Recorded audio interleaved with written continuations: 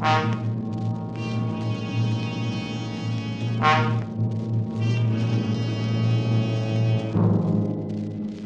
are alone in the dark forest, and behind you somewhere is the werewolf waiting to drink your blood. And you desperately desire the impossible, to escape.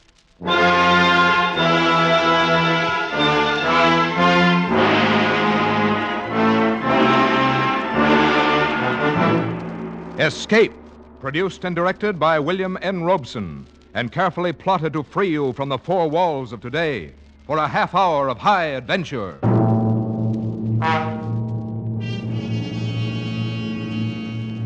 Tonight we escape to the backward world of Eastern Europe, where ancient superstitions still live in the minds of men. Tonight we escape with Jeffrey Household's grim story, Taboo.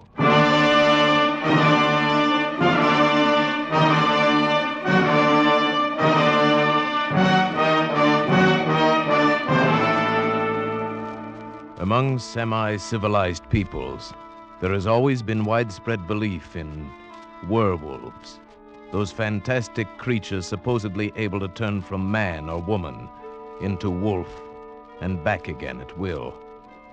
This belief is still widespread among the simple folk of eastern Hungary, in the district around Zweibergen, high in the gloomy Carpathian Mountains.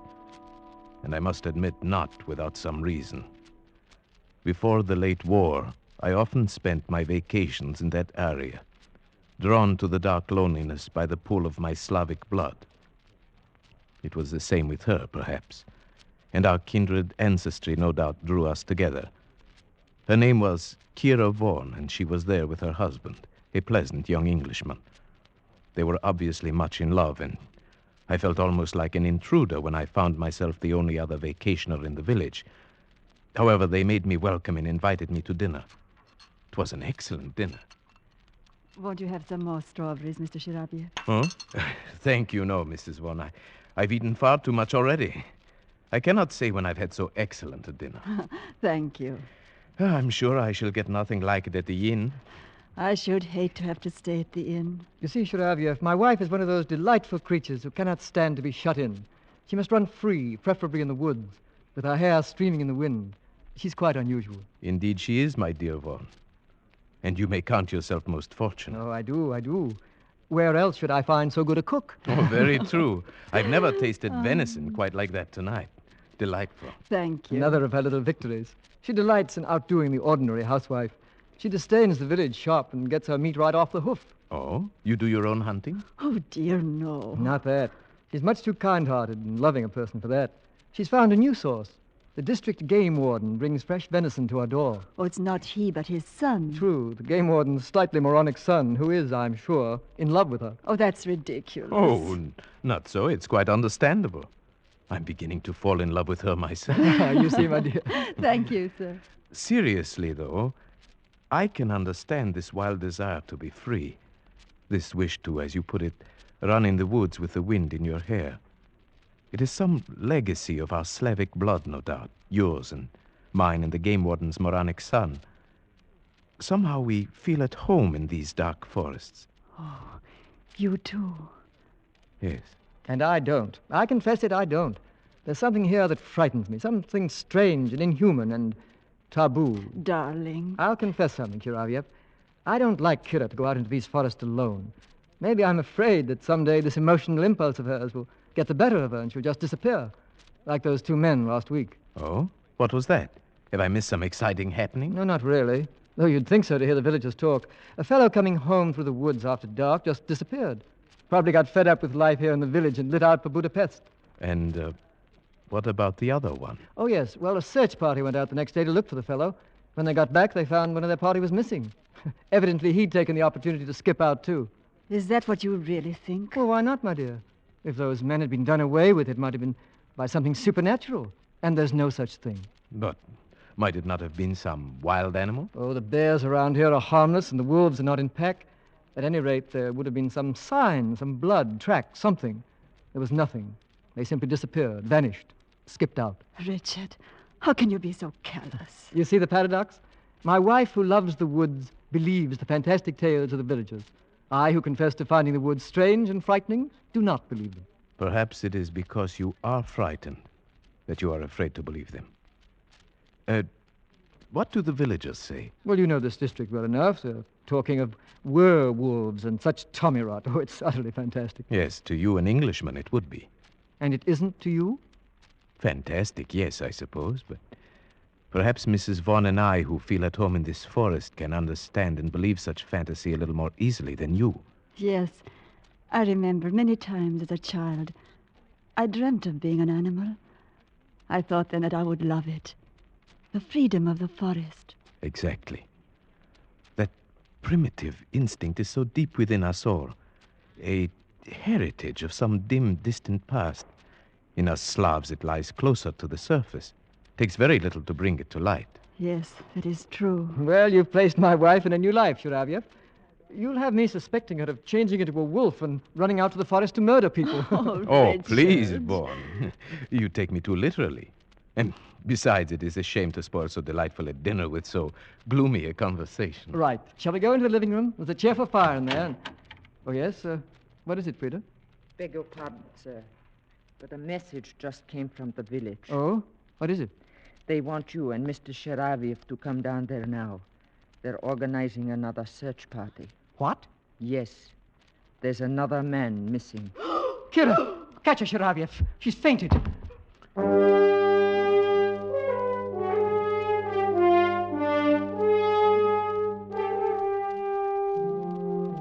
It was only then I realized that these people were under a terrible tension.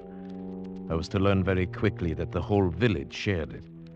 Every able-bodied man in the district was at the inn when we arrived. The magistrate explained the situation. The grocer. He went into the forest late this afternoon hoping to bag a blackcock for his supper. A little after dusk, a solitary shot was heard. That was 3 hours ago, and he has not returned. But only 3 hours? Isn't there a chance that he might still return? A chance, perhaps, but the other two did not. It will do no harm to search for him. We may still be in time to save his life.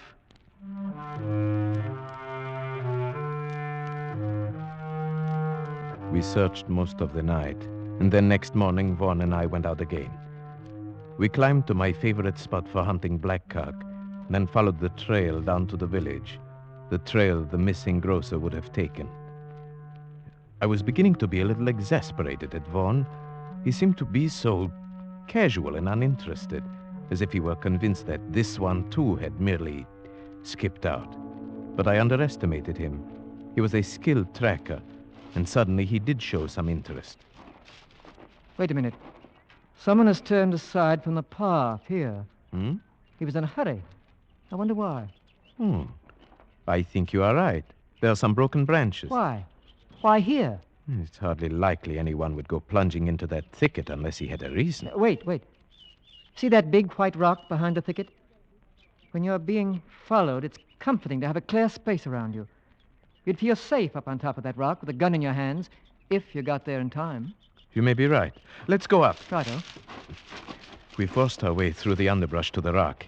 It was 30 feet high on the downslope side, and a hot spring at the foot of it bubbled out of a cavity scarcely 2 feet wide.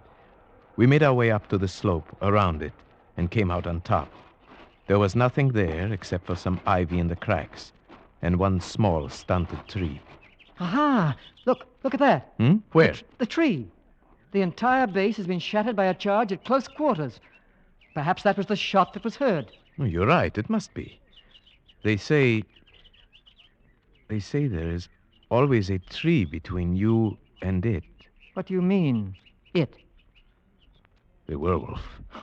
Well, this must have been a baby one then. That mark is only 6 inches off the ground. No. I think the man's gun went off as he fell. Perhaps he was followed too close as he scrambled up. About here would be where his body would have fallen. Do you see anything? I don't. No blood stain. Yeah, wait. Look here. Oh, but it's just a tiny spot. Well, it's enough. It's blood, all right. And something more. A tiny bit of tissue. Let me see. Yes. Brain tissue.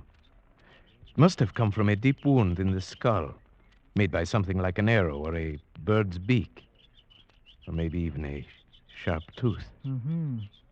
But where's the body? There is absolutely no other sign. No evidence of its being dragged off anywhere. No, I can't see any either. It's very strange. But at least we know one thing, Vaughn. This man did not just skip out. This man was dead or dying.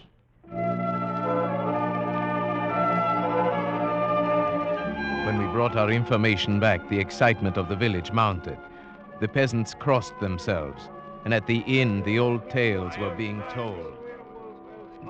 That's old Weiss, the game warden, talking now. And Josef Weiss, his son, beside him. The moronic son? Yes, the old man is a character, too. Listen. The biggest one my grandfather had seen, and it followed him in the forest. Time after time, he met it at twilight outside his cabin, and time after time he fired at it point blank, but he couldn't hurt it. Then he pounded a silver penga and loaded his gun with it. One shot and the wolf disappeared. But next day, they found Heinrich the cobbler dying in his house with a beaten silver coin in his belly. Oh, Fools! You believe such stupid talk. Joseph! My grandfather used to tell the same story. Only when he told it, it happened to his grandfather. Anyone can see it didn't happen at all. Such things can't happen. Joseph, you call your father a liar? I do. Well, far from being a moron, Joseph seems to have more sense than the others. Perhaps. Joseph, you're not afraid of this werewolf, then, eh? I? No. Why not? The whole village is frightened. I'm used to walking alone in the woods at night. You've got to be a part of the forest, then you'll not be afraid of it. You do believe in werewolves, then, eh? I don't say a man can turn into a wolf, no. But I can understand why he'd want to. Your theory again, Sharavyev. Yes. I think I understand that too, Joseph. But what does it feel like? It feels as if the woods had got under your skin, and you want to walk wild and crouch at the knees. Yes. I think he's perfectly right. And you explain it by some primitive urge? Possibly. There may be many reasons. Physical hunger could be one. We sometimes forget that man was once a fleet-footed hunting animal with all the necessary instincts. Hunger? Yes, we all know about that. About what it can do to a man. I've been trapped in a cliff for 5 days, I know. None of you have suffered hunger as we did in the prison camp during the war. None of you knows what it is to eat. Joseph, let's not talk about it. He gets so upset remembering. Well, we'll have to go on searching for the body and for the werewolf. You'll not find it. Not until you arm yourselves with silver bullets. Perhaps it is gone now, whatever it is. The search parties may have frightened it away. It wasn't frightened by the first search party. It simply took one of them. Now it is still here. And it will strike again. You may be sure of that.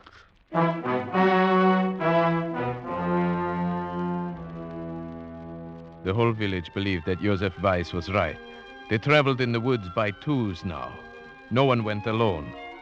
For a week, village life was disrupted.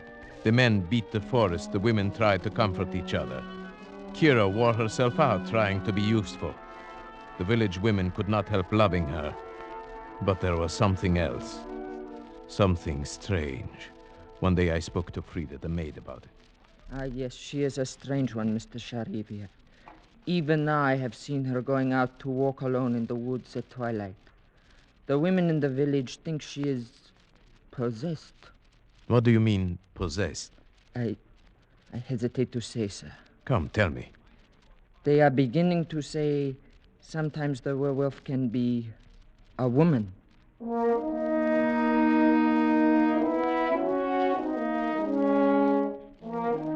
At first, the suggestion seemed so ridiculous to me that I hesitated to speak of it. But then I decided to tell Vaughn before this rumor could reach Kira herself. He was naturally much upset. That settles it, Sharavyev. We've got to do something. Something, yes, but what? There's only one thing we can do. Track down this supposed werewolf. But that's what we've been trying to do for a week. How can we It's really very simple. We'll offer him bait. Bait?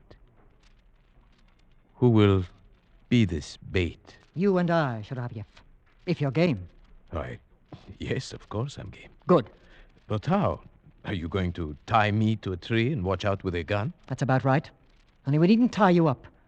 And since it was my idea, you can have first turn with the gun. Are you a good shot? Right. This is no time for false modesty. Yes, I'm a good shot. Very well. It'll be night, and we'll have to shoot with only the moonlight. Where do we go? To the rock? Exactly. And the sooner the better. Tonight? Tonight. And say nothing, absolutely nothing, to anybody. Especially to Kira. I understand. This is between us. Either we win, or we simply disappear.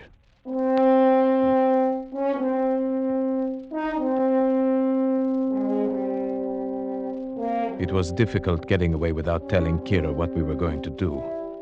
She seemed to sense that something was wrong, and she sat staring after us with strange, angry eyes. In the village, Vaughn and I parted and made our ways to the rock separately. I reached there first and settled myself on top of the rock, almost covered by the ivy, the gun across my knees. Presently, Vaughn appeared on the path, and I gave the signal that I was there and ready.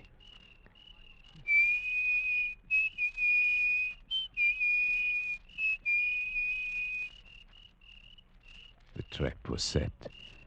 In the eerie stillness of the dark forest, we waited. Vaughn paced slowly on the path. I kept the gun sight trained a yard in back of him as he walked. Minutes passed in silence. Hours went by. Nothing happened. It was almost midnight, the end of our vigil. Vaughn waved his hand and started off down the trail. He would go fast in case he was followed, taking a shortcut down an old timber slide. He'd be in the village in 10 minutes. I was to follow presently. And then suddenly I got an intense feeling of dread. I was alone on the rock. My spine tingled, and then I heard a quick rustle in the ivy behind me. Something brushed my face. It was only a bird. A night bird had lit in the ivy and now swooshed past me and flew away. My nerves were still tingling when I got back to the village.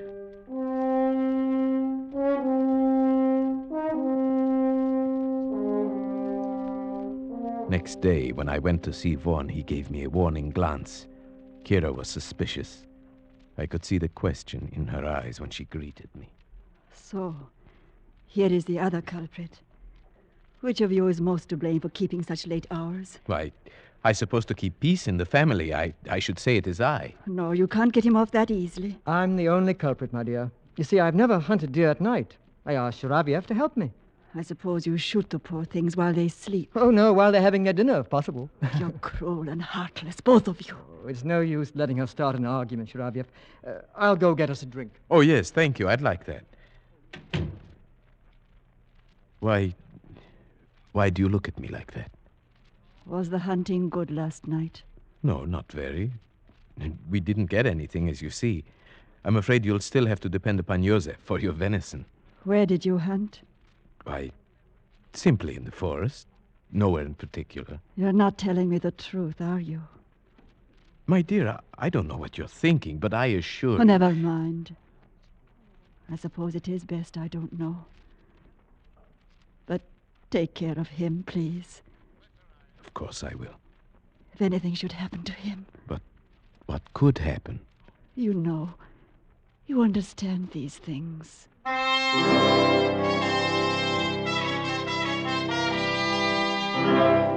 That night, I was the bait.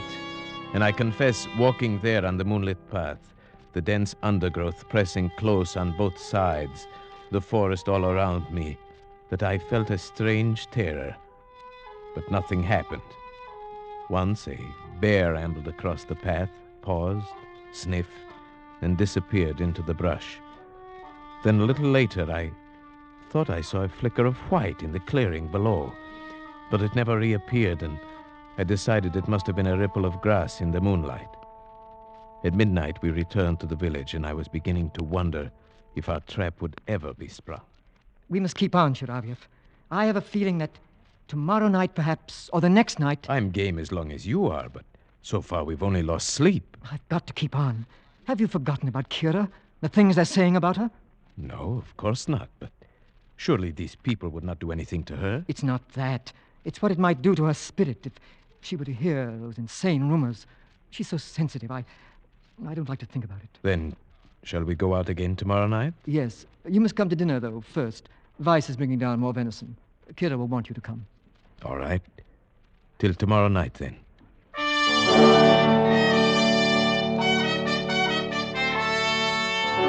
After dinner, we went out for our third night on the rock.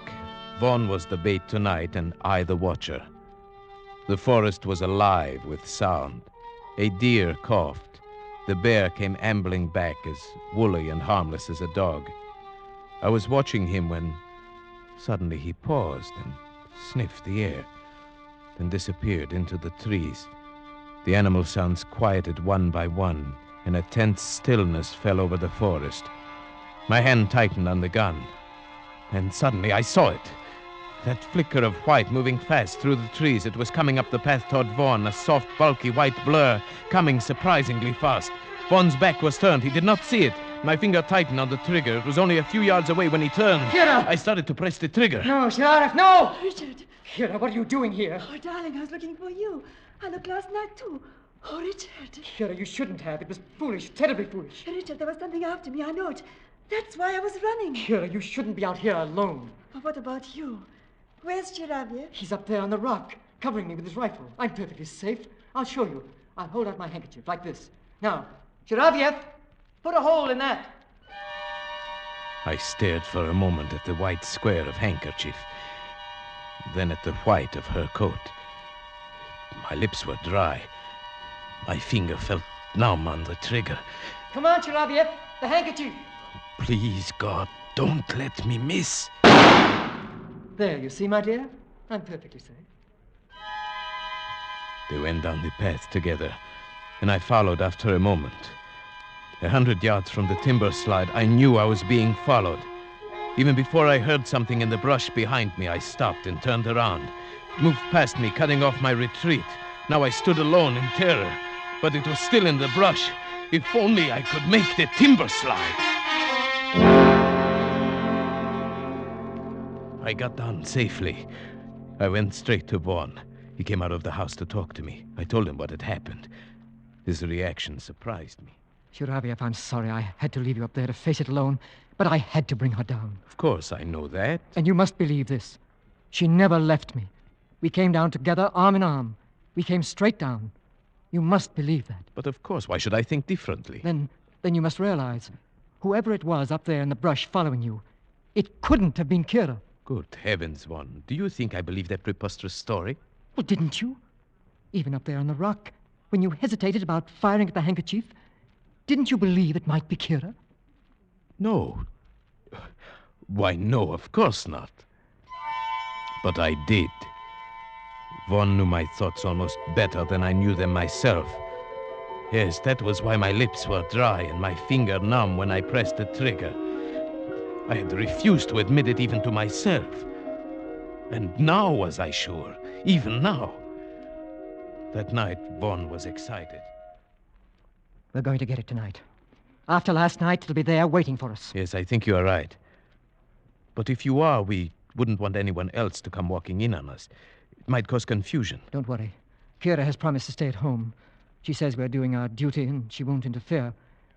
Do you think this is our duty? No. Neither do I. I never feel that anything I enjoy can be my duty. And now, I really enjoy this. Tonight, I'd like to be the bait. No, it's my turn. I won't give it up. Besides, if it's the revenge you want, you have the gun. That's so. All right, then. Tonight, you'll be the bait. That night, for the first time, I regretted ever getting into this mess. As I paced up and down the path, my nervousness grew. Tonight, it would surely come. I felt it. But would Vaughn shoot straight and quick enough? The hours went by. Clouds kept scudding over the moon, leaving me in deep darkness for minutes at a time. I was really beginning to be frightened. Then a fraction of a second before it happened, I knew it was coming. There was a hot breath on my neck, a crushing weight on my shoulder, something hard against my skull, and the crack of Von's rifle. Von! Shiravyev, are you all right? Yes, I think so. What was it? A man, a winged. Come on. I'm going in after him. All right, I'm coming. Von, where did he go? I can hardly believe it. But he went right into this hot spring under the rock. But there's hardly opening enough for a rabbit. He went under the water. Come on. Wait, Von, I'm coming with you. We plunged into the spring, wriggling our way forward, not knowing what to expect. Von held the rifle high above the water, but there wasn't room enough for our heads. We had to hold our breath and plunge forward. Luckily, it was only a few feet. I emerged and took a breath. Then I heard Von fire. I got him. Where? Shine the flashlight. There, at the other side of the cave. Yes. Who would have thought there would be a cave here? Oh, that anyone could have gotten through that spring. It was a perfect hiding place. Yes, but it does him no good now. Turn him over. Let's see who our werewolf is. Yes. Why? It's Weiss. Joseph Weiss, the game warden's son. Oh, why didn't we think of that? We all knew he was not quite sane. More than that, he almost told us. Remember, he said, I do not believe a man can turn himself into a wolf. But I know why he'd want to. Yes, and he described the feeling to walk wild and crouch at the knees. He knew that feeling. He knew it too well.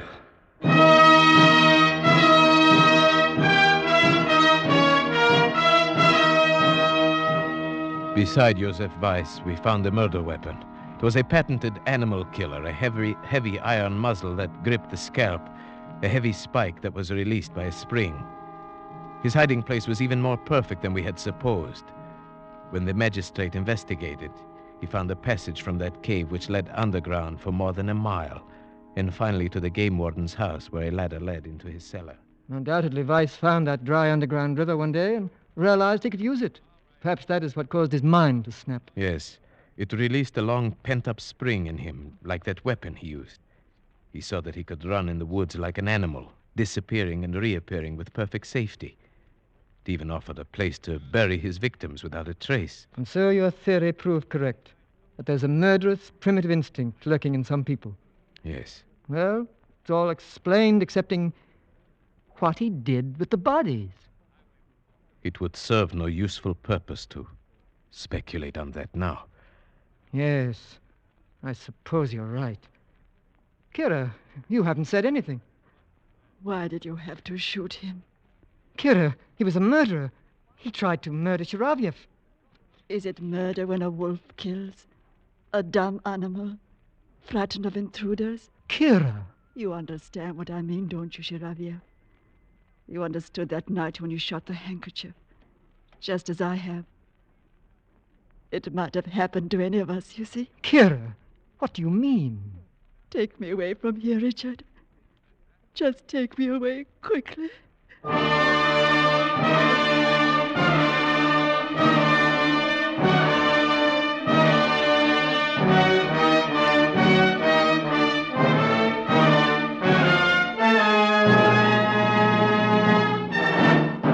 Escape is produced and directed by William N. Robeson, and tonight brought you Taboo by Jeffrey Household, adapted for radio by John Dunkel with Paul Frees as Shiravyev, Marta Mitrovich as Kira, and Morgan Farley as Vaughn. The special musical score was conceived and conducted by Cy Fure. Next week... You were standing on a bridge over Owl Creek with a noose around your neck. You have only a few seconds left to live. A few seconds left to plan your escape. Next week, we escape with Ambrose Bierce's famous story, An Occurrence at Owl Creek Bridge. Good night, then, until the same time next week when we again offer you Escape. This is CBS, the Columbia Broadcasting System.